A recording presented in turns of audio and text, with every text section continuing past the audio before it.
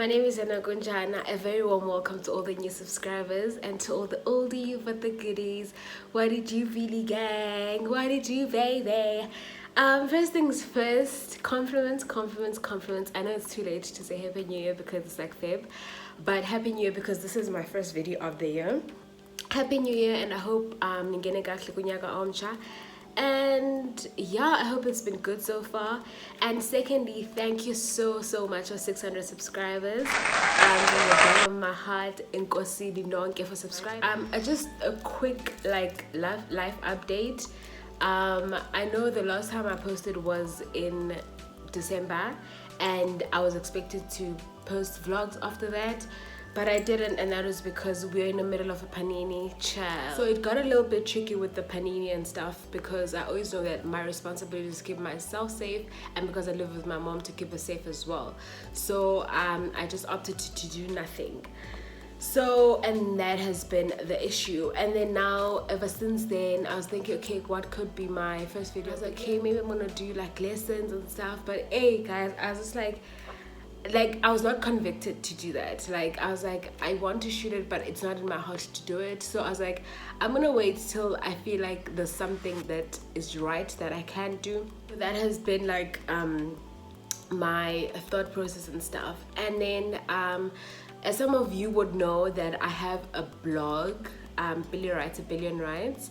And with that blog as well, I never write to stay consistent. I just write when I feel like writing, or when I feel like there's something that is bothering me, or there's something that I'm like, okay, I feel strongly about this topic now, or even if it's something that happened in the past, but if there's a point in my life, or there's a point where I feel like strongly about it, I'll write about it. So even with my blog, I haven't posted anything the longest time, and that's because with that blog, it's just more of a personal blog than it is for other people to read.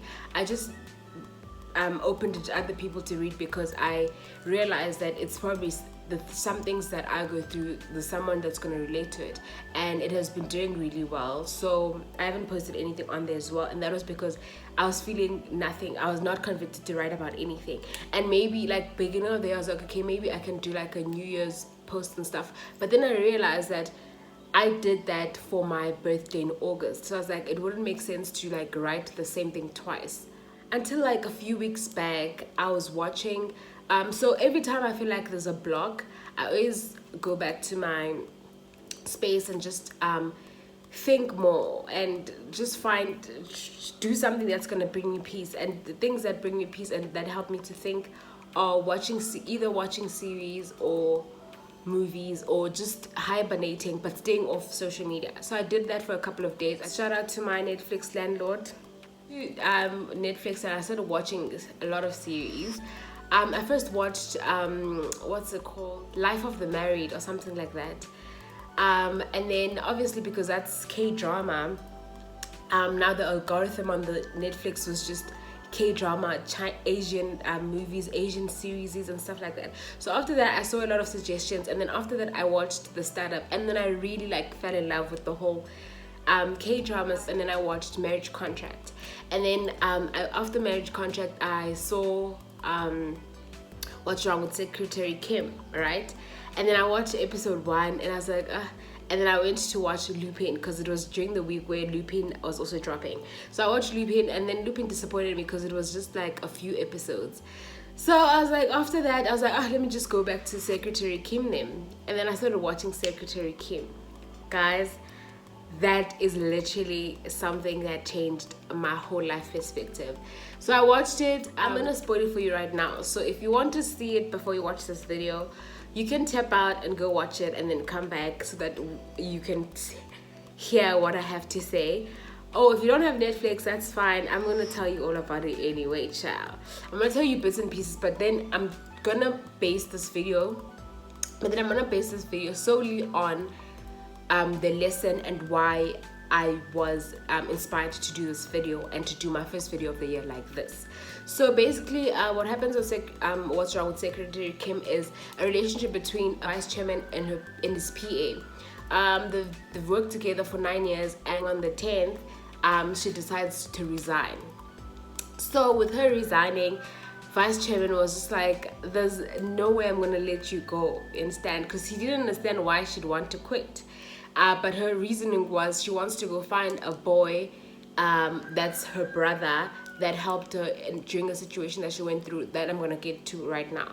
During a situation she went through as a kid, so she just wants to take time off. And also she realized that with her working with this vice chairman, she didn't have a life of her own. Her life literally revolved around her boss, and she didn't want that. She needed time out. She needed time to find herself and do life for herself now.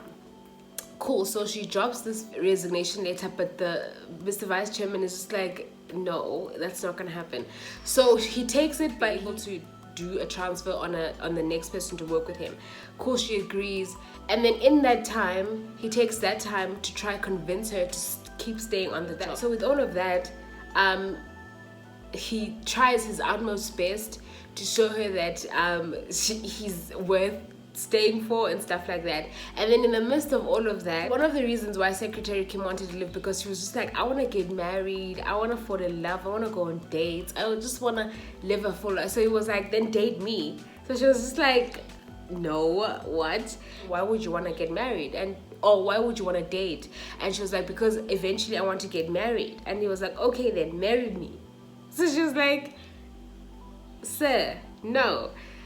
So in his head he was just like, okay, I'm going to show her why I'm gonna marry her vibes. So with him trying, he'd take out a date. I remember this one time she was at a restaurant with her friends, and he paid a waitress to go with a survey on it, questions about like, what would your ideal date be, what you like doing and stuff like that. And her ideal date was, she wrote it all down.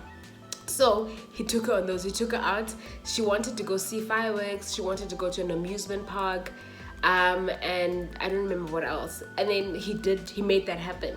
So they went to an amusement park, and then he made her play like the scariest games and stuff like that. And she was just like, sir, I'm not about that. Can I do what I want to do here? Because you took me, you brought me here.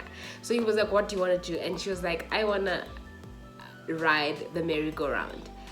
And he was just like, yeah. So she went and she started riding, and he asked her, why would you want to ride a merry-go-round? She's like, because as a child, she didn't grow up in a well-off family. So she was the last born. So that meant that like she didn't get to experience a lot of things. And as much as she was always wanted to ride the merry-go-round, they couldn't afford her to take it to ride it. So now that she's old and she has the opportunity to do it, she was just like, let me do it. So it was like, sure. So she started riding and just having so much fun, and she was so happy doing that. Fine. So in all of that, she now started to try find the boy that she wanted to find initially. So the boy she wanted to find initially is, when she was young, she was kidnapped by this woman that took her to this scary house. And when she got to that house, there was a little boy, right? And that little boy literally helped her. Like during that whole thing, that little boy tried his utmost best to protect her and to just have her back. When that whole thing was over, the little boy took her home, and when she got home, the little boy was like, I'm gonna come see you again. But he never came to visit. So that's the boy she's trying to find.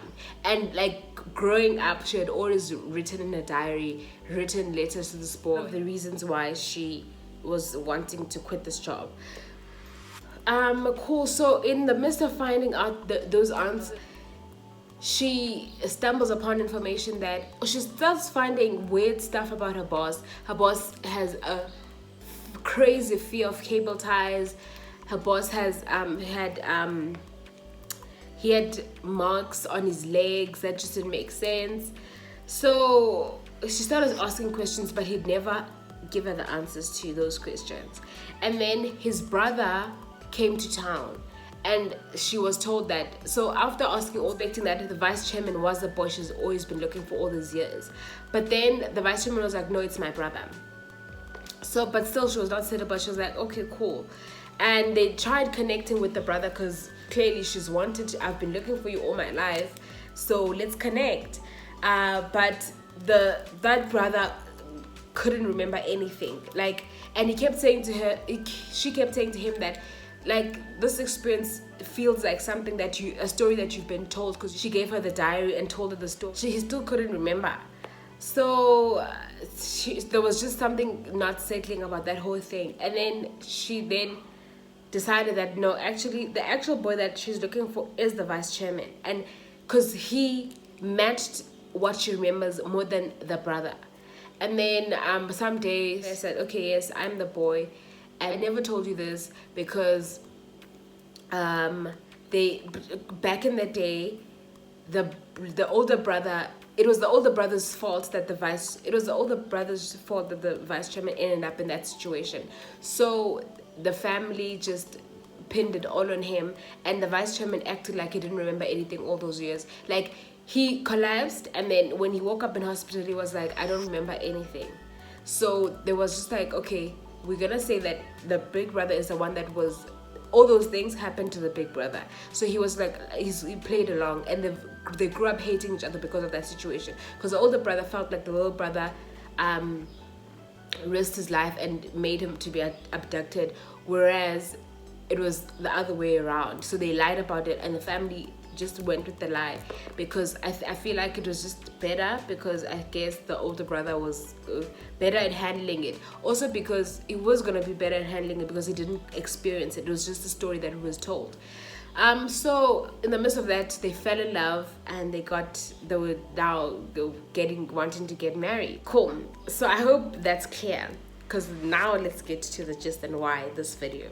So in that whole midst of them now really connecting over what happened to them when they were little, Kim's request was, can they go back to where they were abducted, right? So he was like, sure. So he took, because vice chairman's from like a rich ass family, the family that owns literally, I think, the whole of Seoul. Like, they own everything. The Yumim group, they literally own everything. And where there used to be that neighborhood with that house demolished years ago, and an amusement park was built. So he went and he looked for the guys. Like, what in the love? A moment of silence for that love, because he went to look for the maps to find where the exact spot where that house was and stuff like that, because now where those houses were, now there is an amusement park. Took her out on another date where they went to where that place was. And now you understand why my title is merry-go-round. So where that house was, in that exact spot, a merry-go-round was built, right? And when they went there that night, and when they were speaking, he was like to her, thank God that a place that was so traumatic for us, a place that was one of the hardest times of our lives, now is a place for joy for other people, and joy for you too, because when they went there, she was the happiest. Now, because when they were speaking about that, I thought of that scene where they actually went on that date, and I realized that she was so happy, and he was just standing outside waiting for her to play. They played about 7 times. Like, she kept going because that's what she wanted, what made her happy in that moment, only to find out that in that same place that made her happy, years ago, she was crying in that very same spot, abducted by a crazy woman, and a woman that committed suicide in front of them. You know, that's a traumatic time, but now it's a place that other people can find joy. That was the saddest time of their life, now resides a merry-go-round. And guys, I kid you not, that part gripped me. I know it was episode 11 or something. I was like, that's it. This is like, guys, just past midnight. Like, and I was just like, yo, that's it. Like, it's so crazy. So I tried to sleep after, but I couldn't, because then I was like, Billy, right, let's go. That's when I was inspired to write my blog post. It's not done. I printed it because I used my phone to record. I'm gonna just read briefly what I wrote. I'm actually gonna link my blog post down below. I'm gonna read bits and pieces of the blog so that you guys can get what this video is actually about. So this is how it starts. I'm gonna read just paragraph 1, and I think it's so good. I'm such a great writer. And then one of the last paragraphs, because then those are the paragraphs that like tie everything together. Okay, so this is how it goes. I'm praying for months, years for God to do something extraordinary in my life.